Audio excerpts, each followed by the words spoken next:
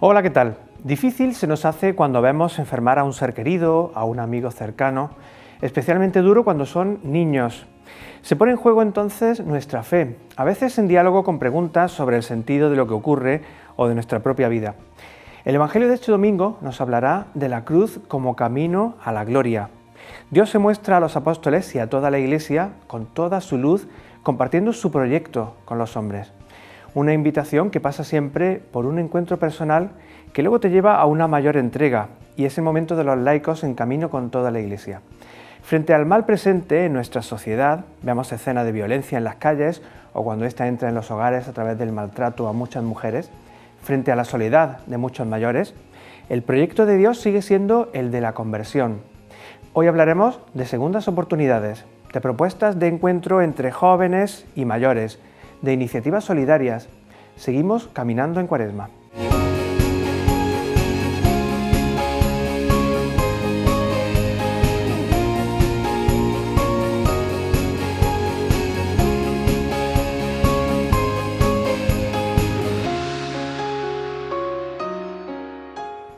Durante el mes de febrero, el Papa ha lanzado un contundente mensaje contra los diferentes tipos de violencia hacia las mujeres. Una degradación para toda la humanidad, la llama. Francisco pide que sean protegidas por la sociedad y que su sufrimiento sea escuchado.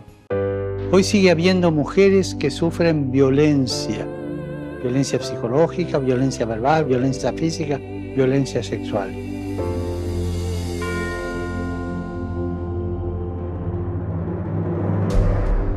Es impresionante el número de mujeres golpeadas, ofendidas, violadas. Las distintas formas de malos tratos que sufren muchas mujeres son una cobardía y una degradación para toda la humanidad, para los hombres y para toda la humanidad. Los testimonios de las víctimas que se atreven a romper su silencio son un grito de socorro que no podemos ignorar. No podemos mirar para otro lado. Recemos por las mujeres que son víctimas de la violencia, para que sean protegidas por la sociedad y para que su sufrimiento sea considerado y sea escuchado por todos.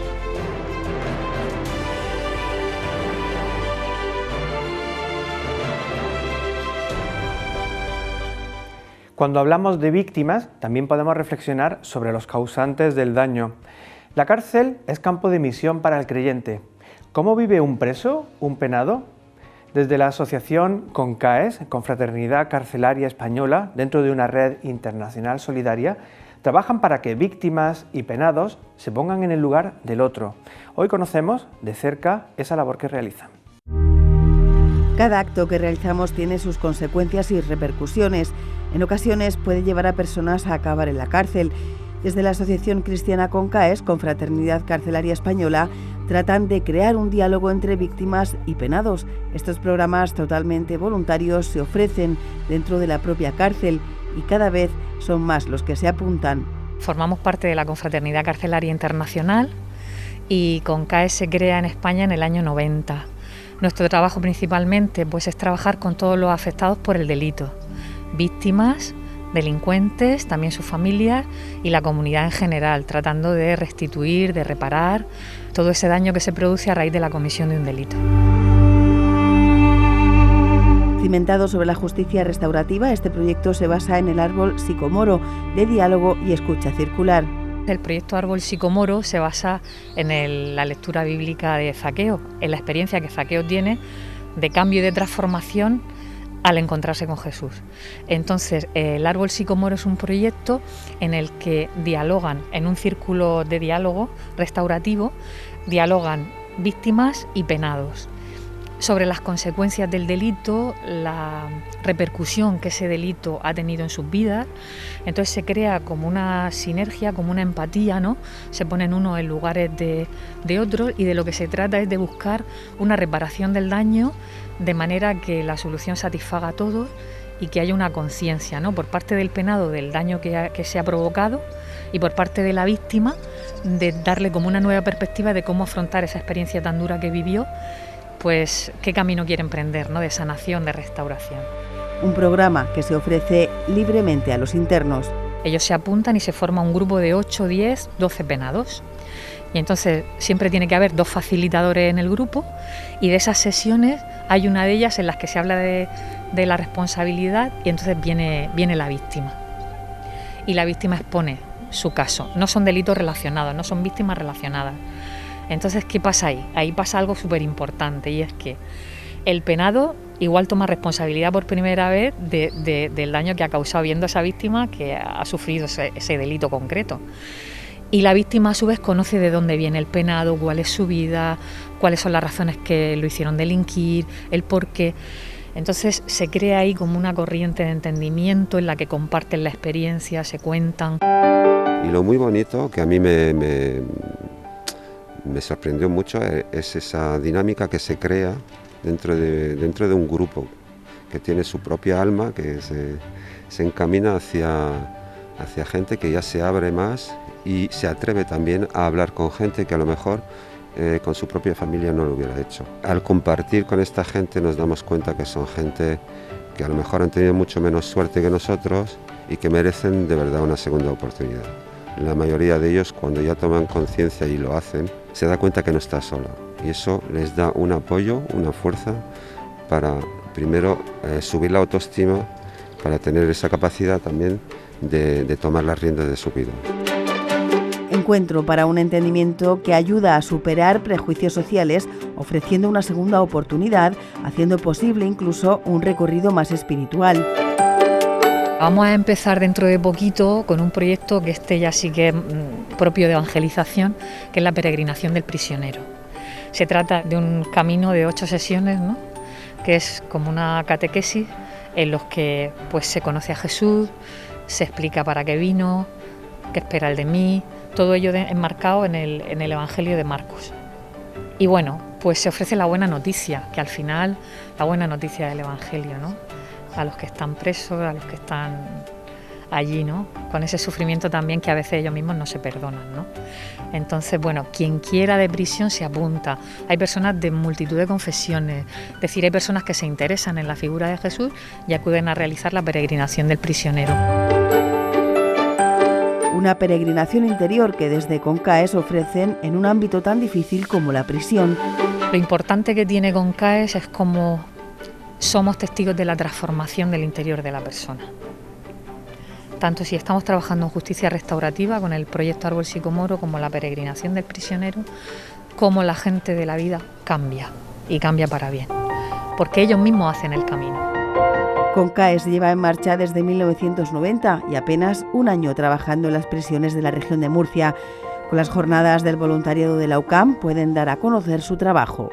Y para nosotros que sea conocida CONCAES, la asociación, y que podamos dar pasitos dando a conocer lo que hacemos, llamando al voluntariado, no sé, yo creo que es una iniciativa estupenda que da la oportunidad también de tocar el corazón, ¿no? Y de hacer que alguien que no se haya planteado nunca hacer voluntariado diga, jolín, pues yo encajo aquí, yo encajo allá. Para vivir esta experiencia y ayudar a crear un nuevo tipo de justicia desde los valores del Evangelio. Yo creo que es beneficioso para todo. Esto es verdaderamente para mí una experiencia muy buena porque no se trata solo de sancionar, sino de cambiar la conciencia de la gente. Yo invito a todo el que quiera participar en esta aventura tan apasionante, ¿no? Como es entrar a prisión, a una realidad que en la sociedad pues a veces no le interesa mirar, ¿no? Y lo tenemos como deshecho, ¿no? Cuando el Señor también estuvo preso, ¿no? Y eso es lo que la bendición también, el poder realizar esta obra de misericordia.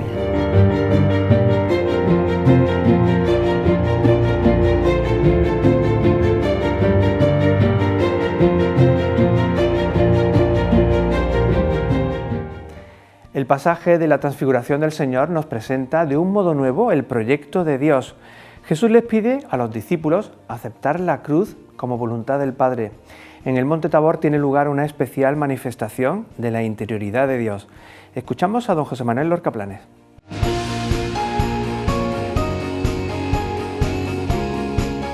Muchos saludos, amigos. Seguimos caminando hacia la Pascua en este tiempo de Cuaresma y estamos viviendo una realidad hermosa.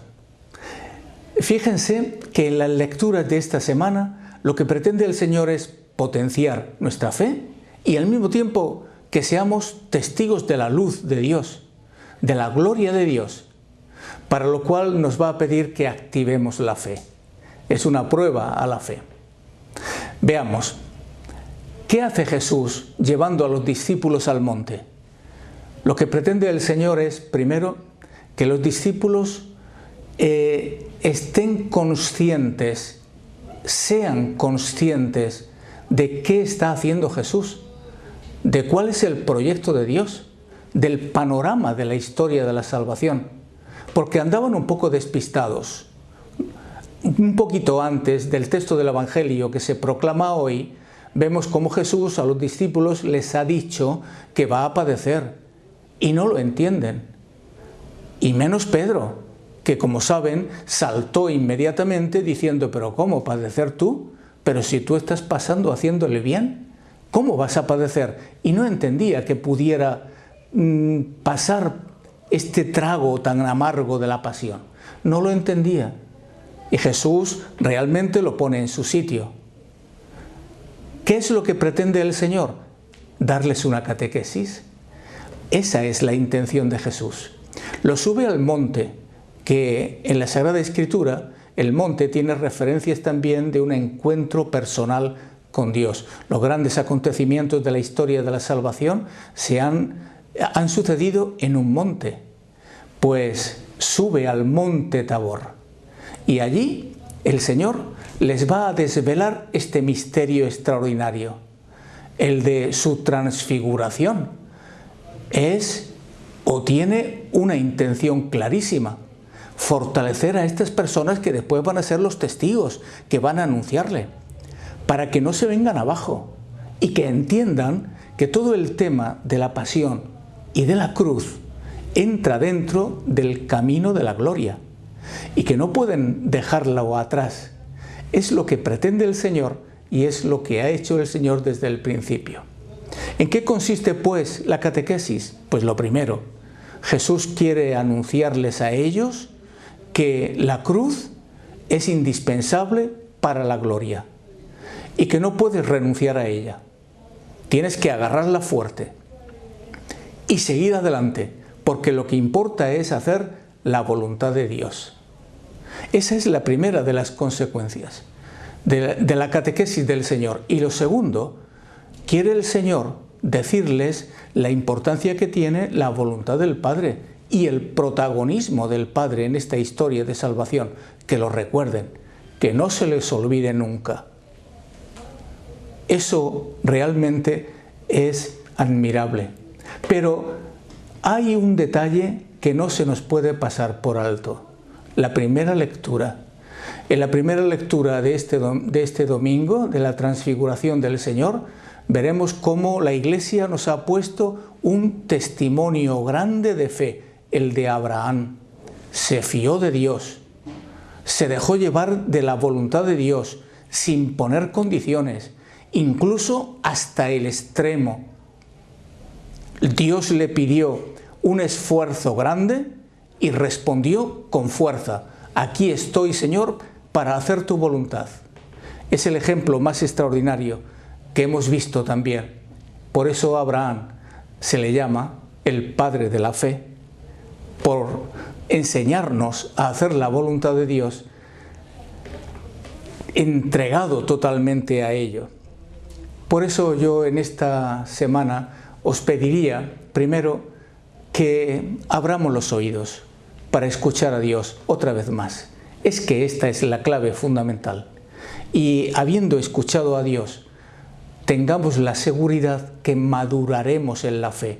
Y si hemos madurado en la fe, nuestra decisión será firme cuando el Señor nos pida algo que tengamos que hacer. Pero no olvidemos que la cruz y el sufrimiento estarán siempre presentes en nuestra vida. Que Dios les bendiga.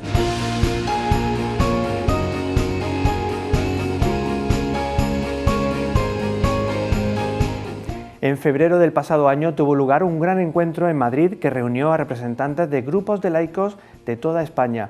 Un momento histórico que sirvió de impulso y concienciación sobre la responsabilidad de los laicos en la misión de la Iglesia.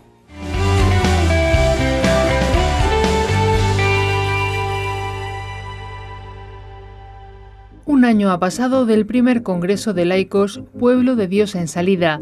Más de 2.000 participantes, miembros de asociaciones y movimientos de laicos, se dieron cita en Madrid en un encuentro que buscaba ofrecer importantes claves para entender un cambio de conciencia en la responsabilidad de los seglares en la Iglesia. Muy buenas tardes a todos los que estáis acompañándonos en este fabuloso encuentro que se llama Revivir el Congreso para reavivar el proceso. Qué entrañable, ¿verdad? Esa cuenta atrás, ¿cuántos recuerdos? Ahora un encuentro virtual con el título de Revivir el Congreso para reavivar el proceso ha reunido a unos 1.000 participantes que han puesto de manifiesto el trabajo post-congreso llevado a cabo en las diócesis, asociaciones y movimientos. Mi experiencia fue de vivir un verdadero acontecimiento eclesial, de ver reunidas a prácticamente la totalidad de las iglesias que peregrinan en España, a realidades asociativas de la vida laical, también de tantos movimientos y asociaciones, comunidades. La gran fuerza que teníamos que hacer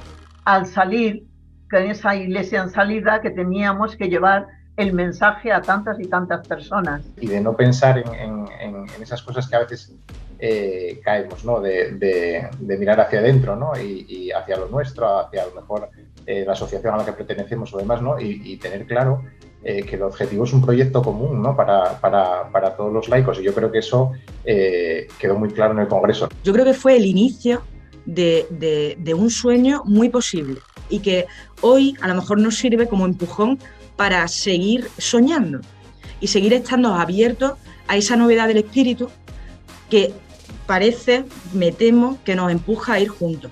Y el ver que cuando nos ponemos todos a trabajar en común por un proyecto en el que creemos, podemos hacer cosas muy grandes.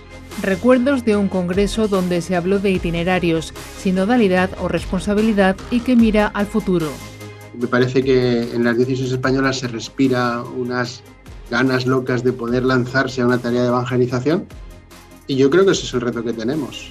Un encuentro que ha servido para poner de manifiesto que la Iglesia es consciente del papel responsable de los seglares y que urge dar protagonismo y voz a los laicos.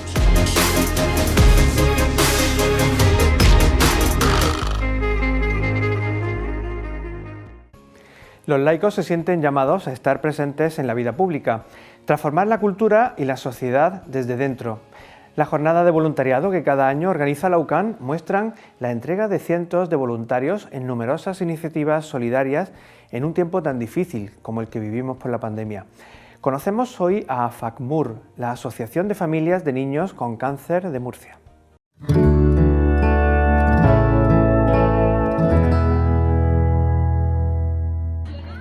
Para ellos es aún más complicado afrontar esta pandemia. Lo hacen soportando además una enfermedad, el cáncer, a pesar de su corta edad. Desde FACMUR trabajan con más intensidad para mejorar su calidad de vida y la de sus familias. Entrar en esa vorágine de tratamientos que todos sabemos que son muy agresivos y con efectos secundarios muy desagradables. Y afrontar también el tema de la evolución, porque en el caso de que la evolución vaya bien y el crío supere la enfermedad, hay una especie de espada de Damocles encima de la familia, de que ante cualquier síntoma de cualquier cosa, por banal que sea, cabe la sospecha de que haya una recaída o una vuelta otra vez a la enfermedad. La asociación ofrece la atención de 2 psicólogas que prestan apoyo emocional tanto en el hospital como en los hogares, siguiendo ahora, eso sí, todas las medidas de seguridad. También colabora un trabajador social y numerosos voluntarios que han visto reducidas sus actividades en los últimos meses. Necesitan gente, que por eso el voluntariado es maravilloso para eso, gente que vaya con disposición de animar, de estar alegres, de hacerles pasar un buen rato y afrontar las cosas con mucha positividad. Eso es difícil porque la enfermedad es difícil, pero ese rayo de esperanza es el que tenemos que de alguna forma transmitir todos los que estemos en contacto con esa familia. La esperanza y el apoyo de la forma que sea posible, porque la vida de estos niños también ha cambiado completamente. Entre ingreso e ingreso, pues era un momento de normalización donde el niño iba a su casa, salía al jardín, no sé qué, y ahora en los tiempos de confinamiento se ha sido más difícil. Aparte de que como son críos que por el tratamiento están muy inmunodeprimidos, las normas de seguridad han tenido que ser mucho más estrictas que en la población en general. Más limitaciones para ellos para incrementar su protección, porque siguen siendo los más vulnerables. Seguimos conociendo proyectos que, movidos por la caridad, buscan ayudar a los más desfavorables. La Fundación FADE es una organización donde el voluntariado juega un papel clave para poder desarrollar sus actividades. En 2004 nació en Murcia FADE, una fundación que tiene el objetivo de atender a colectivos vulnerables a través del trabajo en red con proyectos que salen adelante gracias a la acción voluntaria. Apoyamos a personas mayores, enfermas y o dependientes o en situación de soledad, a menores con dificultades socioeducativas, etc. Tienen el reto de construir una estrategia para mejorar el mundo y para ello llevan a cabo proyectos de ayuda. De inserción y orientación laboral a mujeres en situación de vulnerabilidad social y también proyectos de apoyo a la familia y a la juventud emprendedora y también proyectos de cooperación al desarrollo y educación para la ciudadanía global. El voluntario en la Fundación es clave para poder desarrollar estos proyectos. El voluntario no es solamente un medio, sino que forma parte del ADN. Movilizar a la ciudadanía, a una ciudadanía activa, para que se implique y tenga fácil el ayudar a los que tenemos más cerca. Una labor que ahora más que nunca es imprescindible. Esta situación de pandemia aumenta los sentimientos de miedo, de estrés y de soledad no deseada. De ahí que sea más necesario que nunca esa actuación a través del voluntariado para estar cerca de esa persona mayor, para seguir escuchándole, para seguir atendiéndole. Además de formar a los voluntarios, la Fundación pone a su disposición diferentes herramientas para que puedan desarrollar su labor. Desde escucha activa telefónica, proyectos de acompañamiento cuando es posible. También una novedosa actividad innovadora de educación emocional a través de la música que llamamos Cantando Emociones. Dedicar tiempo a dar respuesta a las necesidades sociales no solo enriquece a aquellos que reciben la ayuda, sino también a los que la entregan. Se dan cuenta cuando acaba la actividad que en realidad los que han salido ganando han sido ellos. Y por eso es fundamental, ¿no? Y nuestros voluntarios siempre invitan a los demás, ¿no? Pues a hacerlo. Compartir ese tiempo favorece un intercambio de valores y de experiencias que hace crecer a las dos partes y que enseña cosas que solo podemos aprender saliendo a las calles a ayudar a los demás.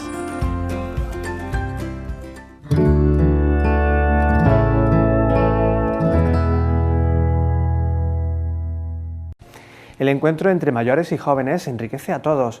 Por poco que tengamos, si lo compartimos con amor, no se acaba nunca, sino que se transforma en una reserva de vida y de felicidad. Escuchar a los mayores fue el reto de un joven de Jabalí que ha desembocado en la realización de un documental que muy pronto verá la luz. Este proyecto se llama Palabras para el Recuerdo y consiste un poco en acercarse a esas personas de la tercera edad que últimamente puede ser que tengamos más apartadas y un poco más olvidadas por el tema del confinamiento que estamos sufriendo todo el mundo. Acercarnos, dar una muestra de cariño y decirles que estamos ahí y que nos interesan sus vidas, que todo lo que han vivido, aún hay gente que de verdad necesitamos conocerlas. Juan José reconoce que nunca preguntó directamente por sus vidas a los mayores que tenía en la familia. Y hace un par de años mi abuela murió y me di cuenta de que ya nunca iba a poder saber su historia. Entonces yo durante varios años he tenido ese pesar que nunca iba a conocer su historia. Ahora, a través de un proyecto de voluntariado de la UCAM, quiere devolver a los mayores de su entorno el protagonismo que no tuvieron, mediante un documental que recoge sus testimonios y el legado que dejarían a las jóvenes generaciones. Es más que nada conocer el punto de vista de cómo evoluciona una sociedad a través de sus palabras. Todos llevaban guantes y él no podía, entonces su madre, como no podía comprarle porque no tenía dinero, le puso unos calcetines. Y él iba con sus calcetines y no pasaba frío, y cuando llegaba al trabajo se los quitaba porque no quería que vieran que no llevaba guantes, que eran calcetines.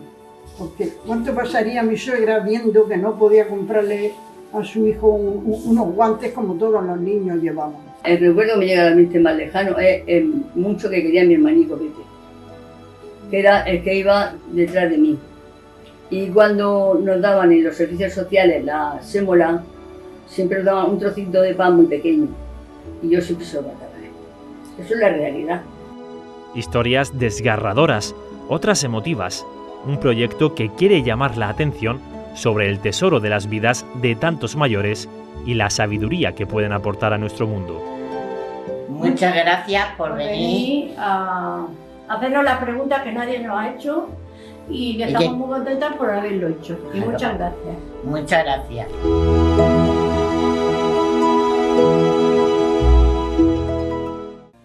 La sabiduría al creyente le lleva a una aceptación, a una entrega a la voluntad de Dios.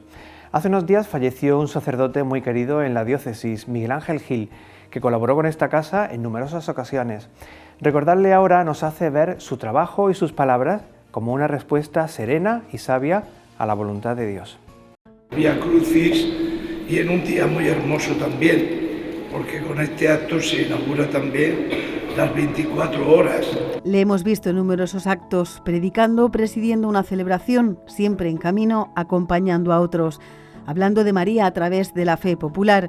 La gente ha ido descubriendo pues el amor a la Virgen de la Fuensanta, que luego viene 2 veces a Murcia, a la catedral. Una viene para celebrar la fiesta del nacimiento de la Virgen María y de la Virgen de la Fuensanta, que se celebra siempre el domingo siguiente al 8 de septiembre. Promoviendo la catequesis para llevar a la Iglesia de hoy la enseñanza de siempre. Porque con Cristo podemos afrontar la vida, incluso en lo más duro que se nos pueda presentar, y con Cristo podemos afrontar la muerte, porque Él ha muerto y ha resucitado, y Él nos enseña a morir y a vivir. Se nos ha ido don Miguel Ángel Gil, hoy le echamos de menos. Sus palabras, resonando a media voz, pero plenas de fuerza, nos hablaban de Cristo como hace un pastor infatigable, con esa sabiduría de quien sabe que en esta vida estamos de paso. Cuando el cristiano sabe y descubre y ha aprendido que la muerte no es el final del camino, sino que la muerte no termina la vida, sino que se transforma. Y al deshacerse nuestra morada aquí terrenal, tenemos otra morada en el cielo. Entonces no vemos la muerte con miedo. Vivir confiando en Dios, sin miedo a la muerte. Un mensaje de esperanza, el de Miguel Ángel Gil, acompañado de una alegría tantas veces compartida, cuya luz hoy sigue recordándonos que a pesar del sufrimiento, de la enfermedad o de las dificultades del camino, estamos llamados a una vida más grande. Y llegamos al final de este programa. La fe, la aceptación del proyecto de Dios en nuestra vida, nos aporta serenidad, orden, para encarar con esperanza las dificultades. El testimonio de don Miguel Ángel, el de las familias que cuidan de sus hijos enfermos, o el de esas personas que dedican su tiempo a ayudar a los más vulnerables, nos edifican. La Cuaresma sigue recordándonos que en esta vida estamos de camino. Nos vemos la semana que viene. Sean felices.